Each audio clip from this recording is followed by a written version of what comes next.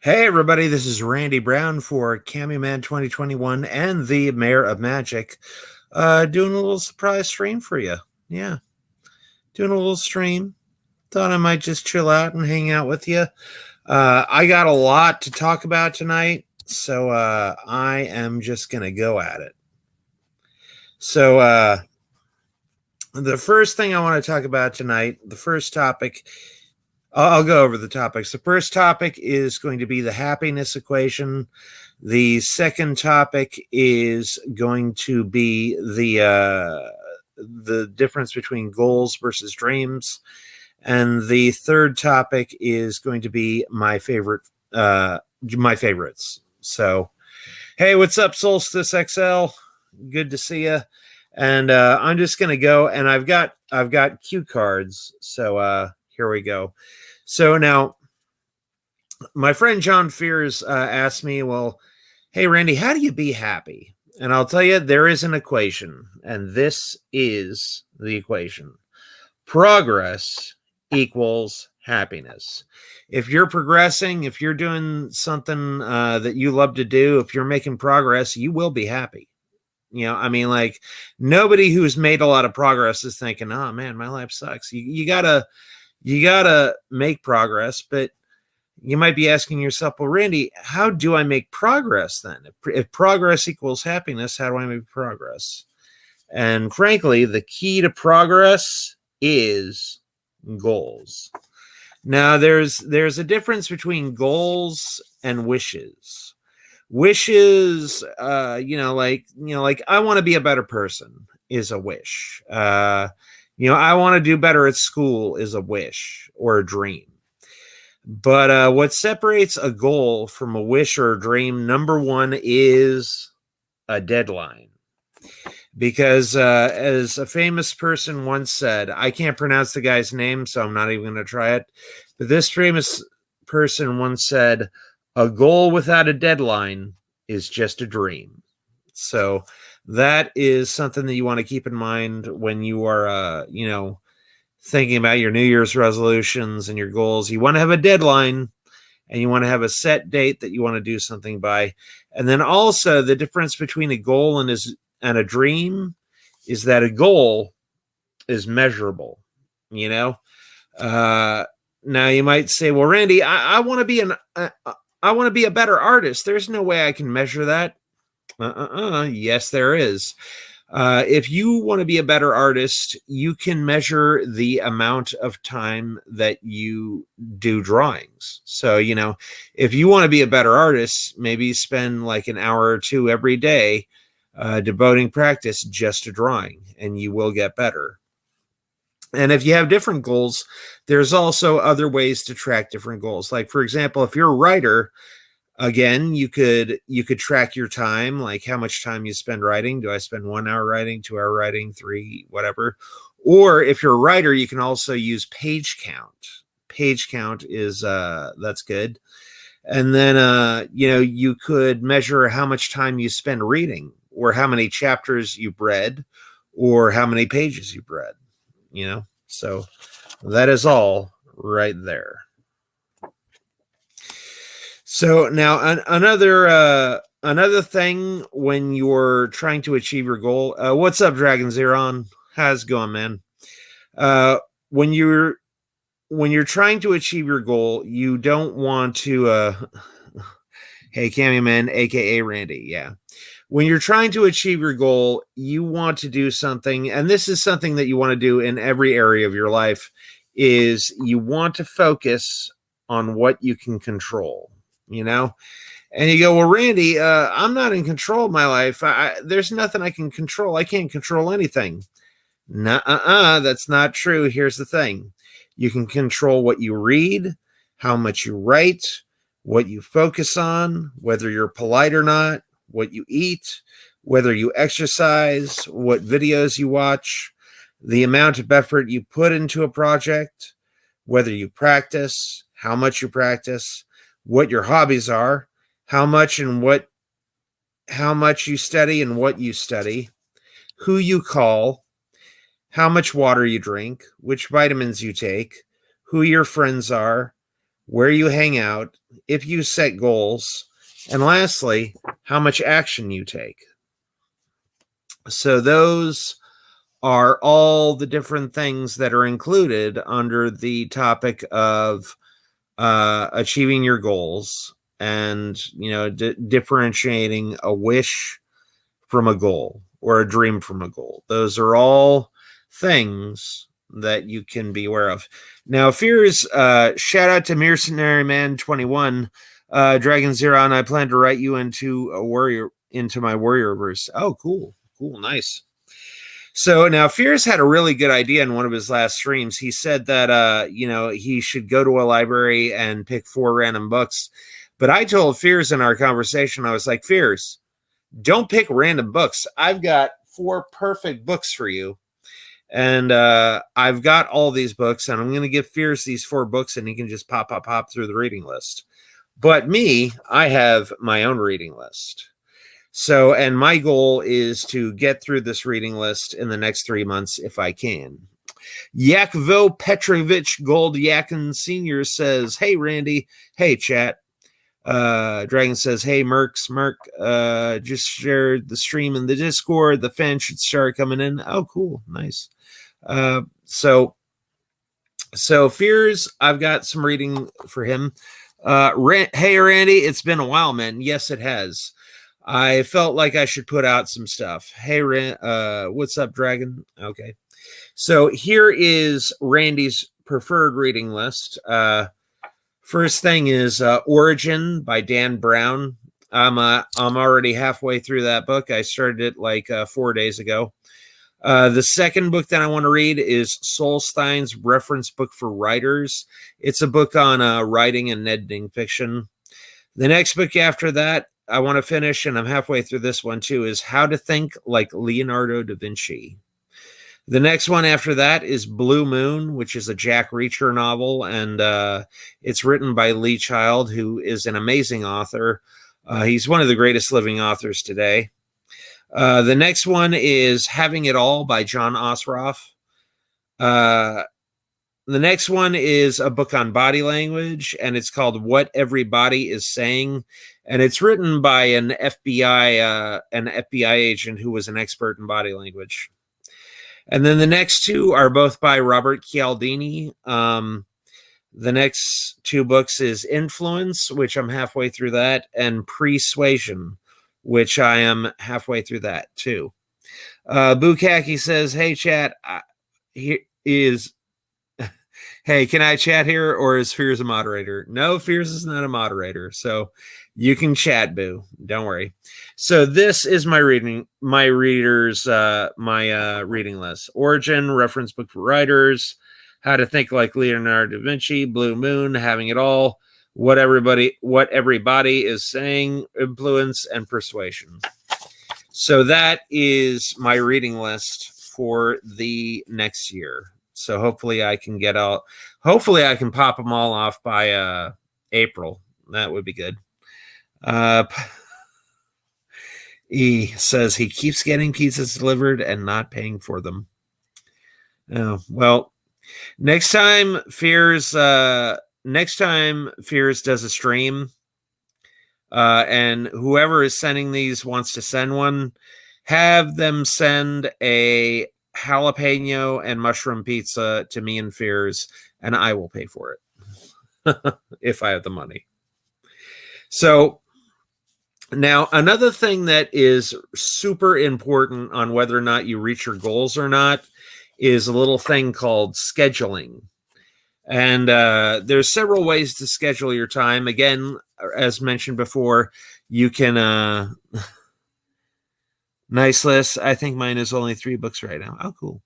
So with scheduling, you could use the measurements that I gave you. You could go by pages or word count or time. But when you're trying to achieve your goals, one thing you want to do, and this is crucial and this is key, is break it down into pieces. Break your goal down into tiny little itty bitty pieces. And you're like, well, Randy, what do I do next? And then the very next thing you do needs to be do one small thing right now. And I'll tell you a trick that works like gangbusters for me. Like sometimes I'll just set a goal to write one sentence. That's all I have to write. And sometimes I get at the typewriter and then I type out that sentence and I was like, you know what? That was pretty easy. I'm going to go for 2 sentences. And then I go for 2 sentences and then I'm like, you know what? I got a lot of momentum here. I think I'm going to keep going. I'll do two more bits of dialogue. So I do 2 more bits of dialogue. And, by the time by the time I write that 4 sentence, my motor starts going in my brain and it starts cranking away. And I'm like, you know what? I'm just going to write. Screw it. I'm just going to do it. And I made buffalo wings tonight. That sounds delicious. I could go for some buffalo wings. What if my goal is to make breadcrumbs? Then you chop those slices of bread down into little pieces and you make those breadcrumbs. Now, one of my favorite authors is Robert Schuller. He wrote Turning Hurts into Halos and When Tough Times Never Last, but Tough People Do. Boo says half the recipe of breadcrumbs is procrastination. They take time to stay. So yeah, one of my favorite authors is Robert Schuller, and he has a saying, and this saying has always stuck with me for a long time. I think I started, reading Robert Schuller's stuff in 2000. So beginning is half done. And what that means is typically the hardest part of starting a project is starting a project, not finishing a project. Like once you get started on the project, eventually your motor's going to get going. And if you get past the halfway mark, you're going to be like, you know what? I'm just going to do it. I'm just going to finish it. I'm just going to get it over with and do it right now. And another thing is what gets measured gets done. Again, I gave you tons of ideas on how to measure stuff. And then there's another concept that I want to bring in. And this is a concept I've learned from the Neil Fiore book, The Now Habit. And that is the concept of guilt-free play. And you might be asking yourself, well, Randy, what is guilt-free play? Guilt-free play is where you schedule in your pieces of entertainment. So, I try to keep my bursts of writing short. So I'll write 25 minutes. And then sometimes I'll take a 5-minute break or sometimes I'll take a 15-minute break. And I do that, work, break, work, break, work, break. I do that 4 times. And then in the middle of the work, I do like a 30 to 60 minute session, because here's the thing about guilt-free play. Play is necessary. If you are working too much, you are going to get burned out. You are going to totally run your batteries down, and that's not going to be good for anyone. Being burned out is not good for anyone because, if you're burned out, you're tired, which is going to bring your accuracy down. It's going to bring your quality down. If you're tired, you're going to be cranky and groggy and yell at people, and if you're in a pissed off mood, you're not going to produce quality work. If you are angry all the time, if you are upset and raging, you are not going to perform to the best of your abilities because emotions cloud people's judgments. And one of the things is that even positive emotions can cloud your judgment, like love. Feeling love very strongly can make a lot of people stupid. I know from personal experience, I have done a lot of stupid things in the name of love. And looking back on it, hindsight is 20/20. And I'm like, what were you doing, Randy? What in the hell were you doing? I like guilty play. It really lights a fire under my behind after. And that's one of the things is like when you take that half hour to hour long break, one technique that I've learned from cognitive behavioral therapy is to do absolutely nothing for 20 minutes. Don't watch TV. Don't have the radio on. Sit in silence in a chair for 20 minutes.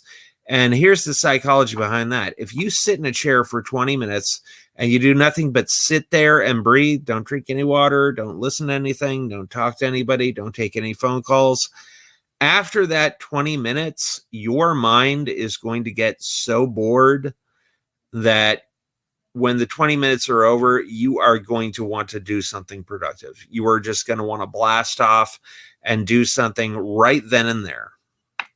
Okay. So that's all I have to say about goals and dreams. And now we're going to go into the next part of the chapter. And I am going to go into my favorites. Cognitive behavioral therapy is cool. I like their thought, feeling, behavior model. Yeah, it is cool. So now I've listed about 30 to 40 different topics on favorites.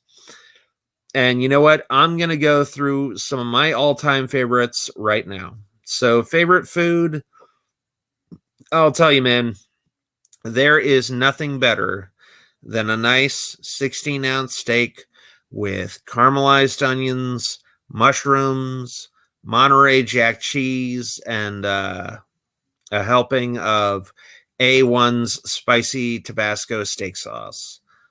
Oh my God, that is the best. That is the best meal ever, with a nice baked potato with, cheese on it and scallions and little bacon bits on it. That is my favorite meal by far, without a doubt. Favorite actor. I gotta say, my favorite actor is Simon Baker, and he is one of my favorite shows, but I'm not going to reveal what my favorite show is until later. But Simon Baker, he's really cool. He's really confident, and he has just mounds of charisma, and he's a really cool guy, and he seems nice in all his interviews, and he's really cool on the show I like, and I just think, he's a superior actor. So favorite actress, Amy Jo Johnson. I think all of you out there know that I love me some Amy Jo Johnson. There's nothing I like better. Favorite film. Okay, I'm going to go through my absolute favorite film, which is The Dark Knight. Which and the reason I love it is because, like, when I saw The Dark Knight for the first time, I was in the theater, and there were all these like kids in front of me, and there was like this one little 8-year-old boy, and then at the end of the movie, when Batman, I'm going to do spoilers here, when Batman killed Two-Face and the Joker essentially won during the credits, that kid walked out, and that kid looked devastated. He looked horrified. He's like, oh my God, the Joker won. And I was just like, wow, that's such an impact for a Batman film to make on a person. Because, ever since 1998, 99, Bob Kane died. So, after Bob Kane died, the, wacky Batman from 1960s and Batman Forever and Batman and Robin, all that stuff went away. And then we got the super dark Christopher Nolan Batmans. Richie Wright says, hi, Randy. And if you like Richie, you are right. All right. Favorite director. Well, I gotta say, the person who can definitely get my butt in a seat has got to be Christopher Nolan. He, even his bad films are pretty good. I didn't like Interstellar as much as everybody else did. Says, how you doing, Randy? I'm doing good. How are you doing, Richie? So I would have to say Christopher Nolan. I saw Tenet, and visually it was a spectacular film. Favorite candy. My all-time favorite candy of all time is either wintergreen or peppermint Altoids. I love Altoids. If you want me happy, you get me some Altoids, and that'll make Randy happy right there. Favorite superhero, of course, Batman, without a doubt. I didn't start liking Iron Man until Robert Downey started playing him, because Robert Downey's really cool and charismatic, and he really brought that character to life. But for a long time, ever since 1989, hands down, Batman has been my favorite superhero for a real long time. Favorite soda, Mercenary Man asks. Favorite soda, I would have to say vanilla Coke. But that's soda, not energy drink. My favorite energy drink is Zero Ultra Monster. I've drunk about 1,000 of those in the past 5 years. I mean, I live on Zero Ultra Monster. Favorite villain, Catwoman. I gotta say, she is sexy and she is deadly. And almost all the Catwomen have been fantastic. My favorite Catwoman so far is Cameron Bicondova. I think she did a good job on Gotham, and I can't wait to see what else she does somewhere on down the line. Favorite Star Wars movie. My favorite Star Wars movie is The Empire Strikes Back. Now, in my mind, it's a toss-up between A New Hope and Empire Strikes Back, but Empire Strikes Back has one of the greatest twist endings of all time. So if I had to pick a favorite Star Wars movie, I would pick Empire Strikes Back, hands down. Most people who like Iron Man now is from the movies, and they claim otherwise are trying to seem hip. All right. Rendelion. Little Seizures Pizza is here. Okay. I said it before, and I'll say it again. All right. So, favorite show. My favorite show of all time has got to be The Mentalist. And The Mentalist is the show that catapulted me into the magic arena. And my favorite book on mentalism is called How to Be a Mentalist by Simon Winthrop. And he had, not only does he go over a lot of the tricks that are in The Mentalist, but he also gives a lot of tricks that aren't in The Mentalist that work. Man, I love being a turtle. Yeah. That's going to come up again, Little Seizures. Mercenary Man says Revenge of the Sith, Empire, Rogue One are top tier Star Wars. Yep. Matt Man the Third says LOL. We got Matt Man in here. Okay. Favorite comic. Now, my favorite superhero is Batman, but my favorite comic book is X-Men. X-Men is a really good comic, and I've been a fan of all the movies. Even the bad ones have been pretty good, like X-Men 3, The Last Stand. There were a few moments in there that I gotta say I liked a lot. And my favorite moment in there is when Kitty Pryde sinks Juggernaut into the floor, and he goes, "I'm the Juggernaut, bitch." And what I like about that is that they took that is a quote from a fan-made cartoon there's a cartoon where they took the animated series and they dubbed it, but there's also a redubbed version of Power Rangers where that line is in there too. Okay, so the next one is favorite Christopher Nolan film. Now, I already said my favorite film of all time is The Dark Knight, so I'm going to give you a different film for favorite Christopher Nolan film. One of my favorite films of all time is Inception. That movie had me reeling for a long time. It's hands down one of Leonardo DiCaprio's best film. It's one of Nolan's best film. It's one of Mike Cocaine's best film, and there's just so many great performances in it, and it's directed really good, and Ellen Page is really good in it. I'm biased against Rogue One. They got Mads Mikkelsen and gave him such a little role. Yeah, he wasn't in that for a very long time, was he? Okay, favorite cartoon, Teenage Mutant Ninja Turtles, hands down. Favorite drink. Now, favorite soda, vanilla Coke. Favorite energy drink, Monster Zero Ultra. Favorite coffee, Monster Coffee Loca Mocha. Loca Mocha Monster Coffee is my favorite coffee. Favorite card trick. I'm not going to do it for you now. You've seen me do it several times, but my favorite card trick has to be the Baldacci force. The Baldacci force is such a simple force. I use it 5 million times every time I go out. And what's cool about magic is, like, every time you meet a new person, you get to do all the old tricks, and they have the reaction as if it's, oh my God, this is brand new to me. Wow, this is crazy. So favorite magicians. My favorite magician is Penn and Teller. They are amazing. They have that show called Fool Us.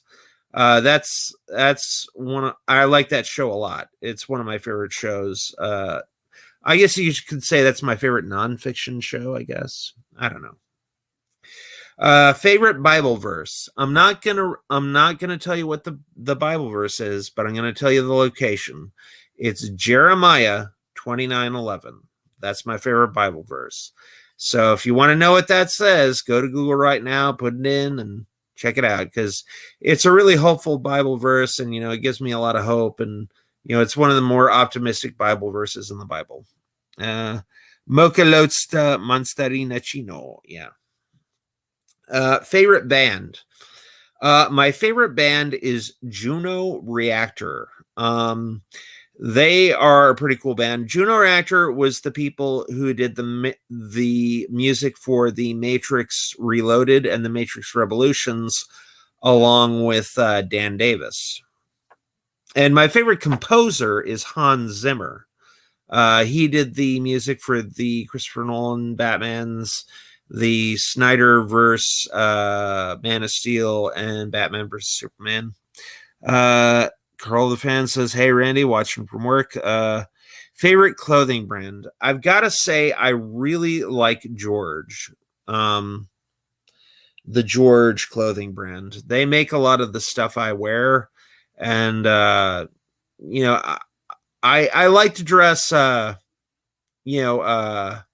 business casual, I guess you would say it is. I don't wear a tie, but, I like to wear button-up shirts and slacks and dress shoes. So those are typically my favorite clothing brand. I would say George. Or, if I'm feeling like really like sporty, I'll go for Old Navy, like a ringer tee and some cargo shorts or some cargo pants. Favorite singer. I have to say my favorite singer is Katy Perry. She is hot. She's beautiful. She's really fun. She's got a good personality. She's rich, famous, sexy, cool. Old Navy has some nice stuff. Yeah, they do. Favorite website. You're on it right now. You are watching me from YouTube, and that is hands down my favorite site. I go to YouTube about 5 billion times a day. So there you go. Favorite author. Now, here's two things. I have a favorite fiction author, and I have a favorite nonfiction author. My favorite fiction author is Dan Brown, because he's written some of the greatest novels of all time. I think hands down, Deception Point is his greatest novel. I think it's better than the Da Vinci Code. Deception Point is about the president's daughter. She goes on this journey, and she finds a very rare artifact under 2 miles of snow in the Arctic. It's a very complicated story, but it's a very like think of like Stargate and Independence Day and all those movies. Those movies are very Deception Point-ish in their or like National Treasure. That's the kind of feel that Deception Point has. It has Dean Devlin and Roland Emmerich. I think if they got their hands on Deception Point, they could make a kick-ass movie. Favorite conspiracy theory. Okay, Mercenary Man. There is a conspiracy theory called LIHMIH, if you ever heard of that. LIHMIH stands for Let It Happen, Make It Happen. And let it happen, make it happen dictates that the government causes a lot of the major conflicts in America and in the world. Like, there are some theories that our government destroyed the World Trade Centers so that the president on the time could limit the amount of Muslims that came into the country, And there's tons of stuff like that, some people say they're staging school shootings so that, they can pass new gun laws. So that is probably my favorite conspiracy theory is Leamy. I love Flat Earth one personally. Yeah, that's a good one. So favorite author for fiction, Dan Brown. Favorite author and favorite speaker for nonfiction would have to be Tony Robbins. I am a big, huge, giant Tony Robbins fan. He is probably one of my favorite authors and speakers of all time. I have a lot of his CDs. I've paid, and a lot of Tony's teachings have been instrumental in the success that I've had recently. His theory on leverage is amazing. It helped me write all 4 of my books. It helped me write tons of screenplays. And if you don't know what leverage is, go check it out. Just type in Tony Robbins leverage on Google, and you'll find a pretty good definition and explanation of what leverage is. What about you, Merc? Any theory you are fond of? So that's a question for Mercenary Man. And then the last thing I'm going to close out with, favorite movies of all time.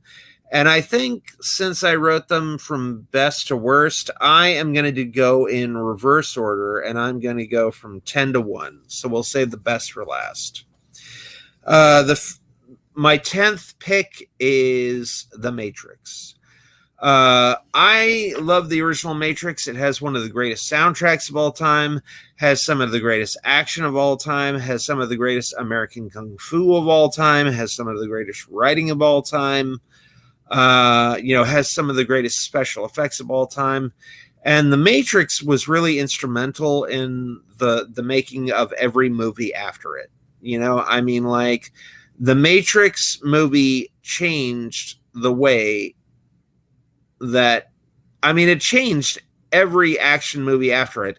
After The Matrix, every movie was copying them. Every movie was doing bullet time. Every movie was doing a screen tinted all one color. Oh shit. I'm going to pull a Fears and not have a favorite, but the one that's up there is The Lizard People. Yeah. Nicolas Cage is supposed to be one of those people. Zucket hearing a few years ago really sells me on that one. So yeah, number 10 is The Matrix. I love that movie.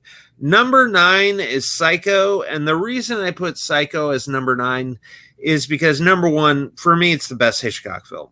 There is no other film better than that. Rear Window's okay, Vertigo's okay, North by Northwest is okay.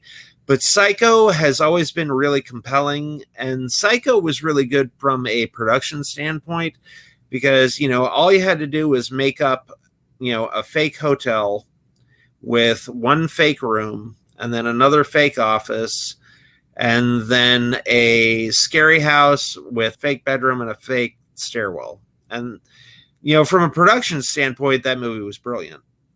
The new BH says, "What's up, Randy?"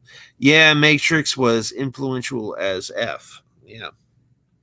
So number 8 is Total Recall, and I have to talk about what Red Letter Media said about Total Recall recently, because they made some really good points, especially Mike Stuklasa. He made a really good point. He said that, what Mike really loved about Total Recall was all the little touches, there's a scene where, a character drops off a suitcase at a payphone and, Arnold Schwarzenegger comes down and he grabs the suitcase, and then this old lady comes by and she goes, "No, this is mine." And he goes, "No, I need this." And she's like, "No, this is mine." And he goes, "No, I need it right now." And, that whole scene didn't have to take place. The guy could have just knocked on his door, let the suitcase, and he could have just walked away with it and gone off. But that little interplay between Arnold and the old lady is what really sold it. It was that little touch. Randy is king. Thank you, Solstice. I appreciate that. And then there's also that part where Arnold Schwarzenegger gets the note from himself saying, "Go visit Melina." And he could have just looked at it, put it back, and just gone to see Melina. But what he did is he took out the note, took out a Sharpie, and then wrote the exact same message, compared handwriting. He was like, "Yep, that's my handwriting."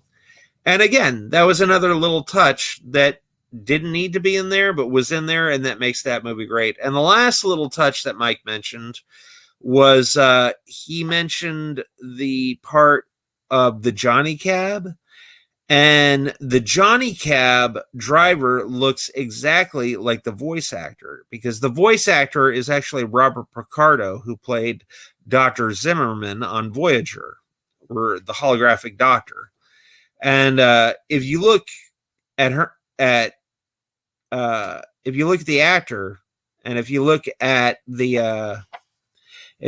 actor and you look at the dummy, it looks exactly like him. So next on my list is Robocop. Now, Robocop is one of those movies. This is number 7 on my list.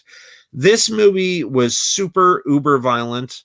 And Total Recall was a Paul Verhoeven film, which was also uber violent. And Robocop is also another Paul Verhoeven film. And, here's the conundrum of Robocop. Robocop was sold and marketed as a kid's film. But if you see Robocop, it's not a kid's film. There is the goriest violence that was probably in a major studio Hollywood film at the time. It is gory as F. It is hella gory. But when you look at the marketing for it, they're selling they're selling Robocop toys. There was a Robocop cartoon. There was a PG Robocop series. It was really sold and marketed to kids, but it is not a kid's film. There is cursing, there's drug use, there's nudity, there's gore, and part of me thinks to myself, well, you shouldn't scare kids, but sometimes I'm thinking maybe you should scare kids, because when I was a kid, I really got a kick out of Robocop. It was one of my favorite guilty pleasures. And again, Total Recall is gory too. There's nudity in that, extreme violence, cursing, drug use. I love both those films, And sometimes I think of The Dark Crystal. That movie scared the crap out of me. And then Labyrinth. That movie scared the crap out of me. And those are some of the greatest films of all time. Next up, we have The Fifth Element. And one of the things I really like about Ghosts Up, man. Sorry I didn't call you Fears Vlogs. I forgot. I was 2 minutes into the segment, and I was like, holy shit, I forgot to call Fears. But you're here now, so don't worry. Nobody's been talking shit, and everybody's good. Randall, what up? Tony Cop for life and those crappy commercials. Yeah. I think you mean Robocop for life and those crappy commercials. So, and we are going to recreate all those commercials, people. Every commercial from Robocop 1, 2, and 3, me and Fears are doing. We got that in the pipeline. That is definitely high on our to-do list. Mercenary Man says, shout out to Fears, is block on my main, so I can't see you, LMAO. Fears says, no worries, buddy, I was busy with work. Okay, so again, 6th is The Fifth Element. And one of the major things I like about The Fifth Element is, number one, it's a Luc Besson film. Luc Besson is responsible for some of the greatest films of all time. La Femme Nikita, The Professional, and The Fifth Element. And The Fifth Element was the movie that introduced us to Mila Jovovich. Yes, it is a soft J. It is pronounced like a Y, not like a J. It's Mila Jovovich, not Mila Jovovich. And Lilu in the film plays Liluminara Katara Bellamina Chai Ekbata Sabat. And, she does a brilliant, awesome job. So, Randy, no, I don't know if you did it yet, but can you give us a roadmap for this year's cartoons? Fear says you've gotten a lot of drawing done recently. Yes, I've been busy with a lot of paid scripts on Fiverr. I am making money on that website like nobody's business. So I haven't been doing any drawings, but today I thought, man, Randy, you really need to make it up for Fears. You should have like at least 6 to 7 drawings done by now. So today I sucked it up. I managed my time and I got 10 drawings done today. We're going to try to have Fears Man episode 5 done by sometime April or May. And then there will be a few cartoons coming up. Robo commercials are amazing. We even do the crappy commercials from the TV show. Ghost, you got to start coming to shows again. Randy did 11 drawings. 11 drawings. Yes, that is how much I did today. And the next film is number 5, which is also a Luc Besson film, is Lucy. Now, if it weren't for Amy Jo Johnson, Scarlett Johansson would be my favorite actress of all time. And Lucy is an amazing film. It's got Morgan Freeman in it. It's directed by Luc Besson. The writing's really good. It's a lot like Limitless. It talks about a drug that makes people smarter, and I'm all for drugs that make people smarter. Great to hear, Randy. We can't wait. All right. So, and the thing about Lucy is it's very art house film, even though it's an action. Like in Lucy, there's several scenes that, aren't really scenes, but like add to the story. They're like little vignettes that adds to the story. And, there's a part where, one of the characters is in trouble and then they cut away to like a cat or a mouse in a mousetrap ready to snap. And then there's another part where Scarlett Johansson's character is in danger and there's these guys coming after her. And we see like a visualization of like a cheetah and a deer, and the deer's running away and the cheetah grabs it and captures it. I have been coming to shows. No one has been responding comments, so it's gotten less fun. Randy and I even want to do some short films this year, and yeah, we're gonna do some short films. We got some stuff coming up. Like one of the commercials that I really want to do is Nukem, because Nukem, from a production standpoint, is so easy. It's a shot of me, a shot of Fears, a shot of me, a shot of Fears, a shot of me, shot of Fears, shot of me, shot of Fears. Wide shot of the building, close up on pressing the button, and then a wide shot with the mushroom cloud. I know how to do the mushroom cloud, so it's going to be really simple and easy. And that is what I want to do. That is the very next Robocop commercial that we will be doing. And then number 4 is X-Men First Class. I freaking love this film because, number 1, it's a sexy film. Like, there are so many amazing, beautiful women in scantily clad outfits. I don't know how they came up with all these excuses to get women in like bras and panties, but there are women in bras and panties throughout this entire thing, and it's one of the sexiest movies. One of the sexiest X-Men's I've ever seen. It's got Jennifer Lawrence in it. It's got James McAvoy as his first turn as Professor X. It rebooted the X-Men franchise. The costumes in the movie are some of the closest that X-Men has ever gotten to the actual costumes. The special effects are great. The directing is great. It's a great movie. I probably just... Okay. Number 3 on my list is Aliens with Sigourney Weaver. Now, Aliens is a really interesting movie, and it goes in hand with my second favorite movie, But Aliens is a really interesting movie because the first movie, Alien, was a horror movie. It was a straight up monster in the house horror movie. But Aliens, James Cameron said, you know what? I need to do something different. I need to do this my way. So the next Alien film, it's not going to be a horror movie. It's going to be a war movie. I'm going to turn Aliens into a war movie. So James Cameron, even though it's a science fiction film, he switched the genre from sci-fi horror to sci-fi war.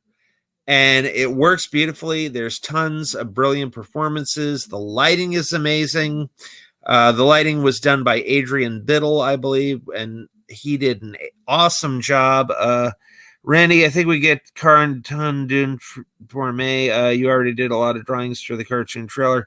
Yeah, we ought to get it done for May, but I like to project more than necessary. So if I get it done earlier, people aren't disappointed. And then the next film up, James Cameron did the same exact thing. He took a sequel, he took a movie, and he reworked the sequel. Now, my second favorite film of all time is Terminator 2. It's the best Terminator film by far, hands down. And again, James Cameron took the original and he said, how can I twist this? How can I make this something new? How can I make this a story worth telling? And basically what James Cameron did is he took the original movie and he took the original villain and he turned the villain into a hero. That's true. Good idea, Randall. Be one with the bone. Yeah. So he took the villain of the first one and he made him the hero. Now, originally, Arnold Schwarzenegger was not supposed to play the Terminator.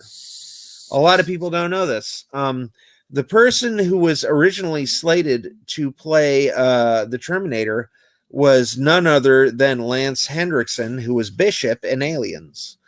And the idea behind the Terminator was that it could be anyone, anytime, anywhere. You know, it could just be a random face in the crowd, and, you know, it could be an old dude that's just walking down the street, you know, just old Lance Henriksen.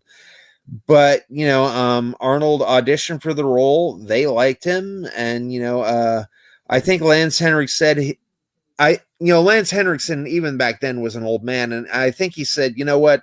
You know, this is too much action for me. I'm kind of like, you know, not in the prime of my life. Why don't you go with this Arnold Schwarzenegger guy and see what he can do? And then Arnold Schwarzenegger became the Terminator in Terminator and Terminator 2. And it's been history in the making. And then my first film of all time, I told everybody already what it is, The Dark Knight. And that is my top 10. So number 10, The Matrix. Number 9, Psycho. Number 8, Total Recall. Number 7, Robocop. Number 6, The Fifth Element. Number 5, Lucy. Number 4, X-Men First Class. Number 3, Aliens. Number 2, Terminator 2, Judgment Day. And my favorite film of all time, The Dark Knight, is number 1. So there you go. That was actually a pretty quick stream. Dang. It's 48 minutes. I'm going to go to 1 hour. So if you all have any questions, let her rip. And Fears, if you have any questions, let me know. I did a lot of my favorites. So if you have a question on what one of my favorites is, you know, like favorite candy or favorite, you know, soda or gum or whatever, just let her rip. And yeah, so thanks for everybody for dropping in this stream. I really did appreciate it. And Randall, you're forgetting the Dillian Harper films you like. Yeah. No, I'm not forgetting the Dillian Harper films. That is very funny, though. And for me, it wouldn't be Dillian Harper. It would be Jenna Hayes. Any writing updates? Yes, let's do writing updates. I am about 50 pages into a new book. This book is going to be tentatively titled How to Write a Screenplay in 24 Hours, because I've done that on 4 separate occasions. If you want, I will link people where you can read these scripts. And I've done it 4 times in a row. So not in a row, but I've done it like 4 times. So I am really going to try to get this How to Write a Screenplay in 24 Hours out.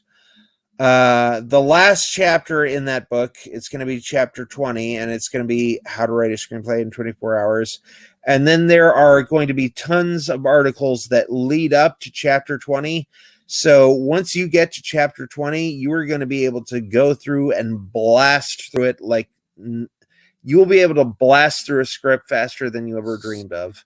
And there's no real cheating. There's no real cheating. And,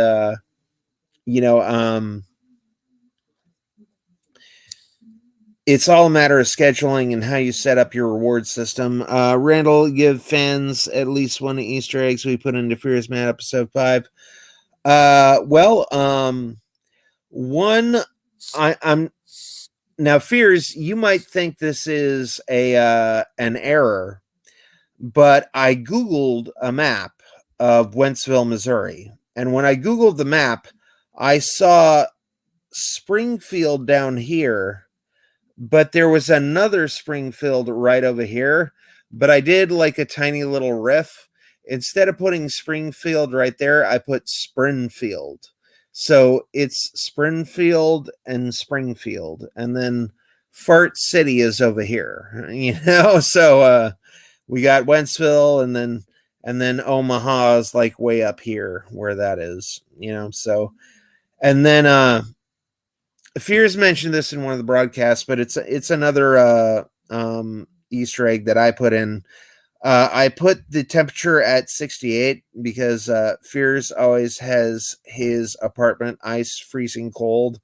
And like whenever I'm over at his apartment, I gotta wear like 5 layers of clothing. And I'm like, Fears, please, for the love of God, turn it up to at least 71.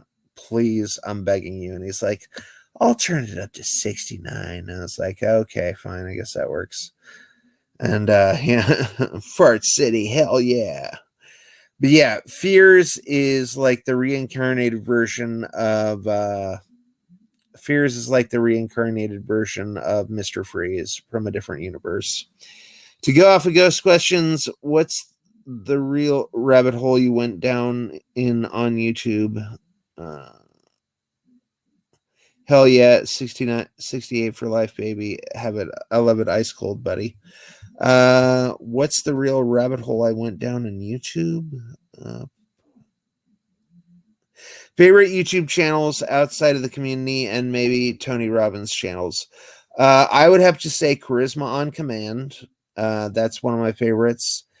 And then let's see. Ping Pong Flicks is pretty good. He does upcoming movie reviews. I like Grace Randolph. She is hot, cute, and a nerd. And then one of the major ones that I watch all the time is Red Letter Media. I will take Mr. Freeze as a compliment. Okay. I think I missed some. A question for both Pierce and Randy. So yeah, I would have to say Red Letter Media, number one. I can watch Red Letter Media's stuff all the time. I can watch them like 2-3 hours on end. And then another one is Jay Longbone. She is cool. She is cool because she does Batwoman reviews, and I really like Thrias Unlimited's Batman reviews because I've been in his chat and he's mentioned me a few times, so he's a cool guy. And yeah, so there's a lot of cool stuff. And I'm a Batwoman junkie, although after the second season, I watched like 2 or 3 episodes of the second season. It's so bad. It feels like an insult to my intelligence. That show is so bad. So I stopped watching it for the most part. And even when I clicked it on today, I was like, you know what? This is a pretty dumb episode. I'm just going to switch it off. But Jay Longbone and Thrice Unlimited's reviews of the show are scathing, and I love them. And Jay Longbone also does comic book readings of really bad comics. She read I'm Not Starfire by Mariko Tamaki, or whatever her name is. It's the story of Starfire's child, who is a introverted goth who is also like a social justice warrior lesbian. And she, like, number one, Starfire's child is probably a horrible character in every way a person can be horrible. She's mean, she's bully, she's petty, she gets angry at dumb things. Like, she's a horrible person in every way, shape, or form that you can think of. And it's one of the worst written comics of all time, and it's hilarious how bad the writing is on this comic. Another Easter egg we put in, Randall, was the return of the dude in the cartoons. Yep, we got him. We got him in there. There is an Easter egg in the background of the Office. If you look, it's there. Great stuff. Red Letter Media is movie channel goals, to be honest. Great stuff. Yeah. And then Jay Longbone also has Mahler. Mahler is another good YouTuber. He does a lot of cool stuff. The Critical Drinker is another one that I am addicted to. The Critical Drinker is a drunken Irishman, or I think he's either Irishman or Scotsman, and he gets drunk and he reviews movies, and he's pretty cool.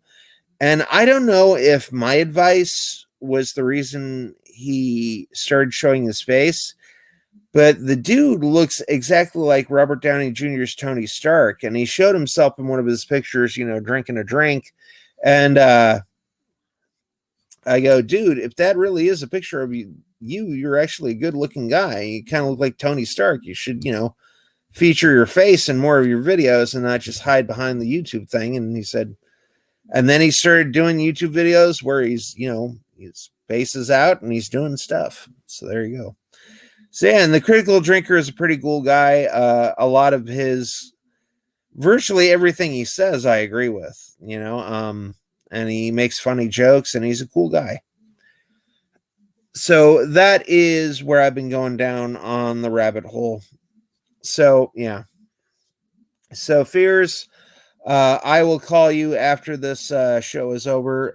Obi Dog is here, and he says, Randy, any more Breen coming? Yes, I will do some more Breen. That is one of my goals. I'm gonna measure it. I'm gonna deadline it. I'm gonna be doing some leverage with John as far as my reading list goes. And yeah, so I really want to get reading those books done. So, maybe I'll make it a goal to, read some books and get that stuff done, because you know what they say, a goal without a deadline is just a dream. And then another person said a dream without a deadline is just a wish. So we don't want to dream. We don't want to wish. We want to achieve our goals and get it done, because what gets measured gets done. Beginning is half done. And, that's about all I'm going to say. So I'd like to wrap up and say thank you everyone for dropping by. I appreciate it. I want to shout out to Fierce Vlogs and Fierce Man 26. Check him out if you can. Check out Mercenary Man and Obi Dog and the Ghost of D's Nuts. And the person who is known only as E. Check out Mercenary Man 22. And, Solstice, you've been great. The new BH, thanks for stopping by. And Little Seizures Pizza, thank you for stopping by. Thanks for stopping by, Boo.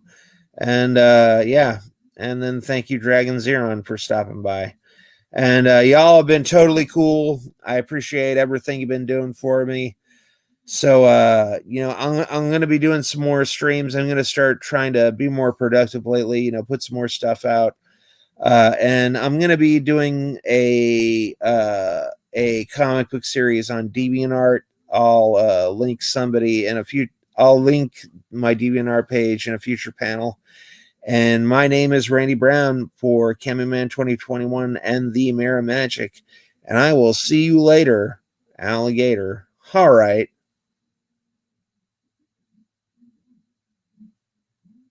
Bye.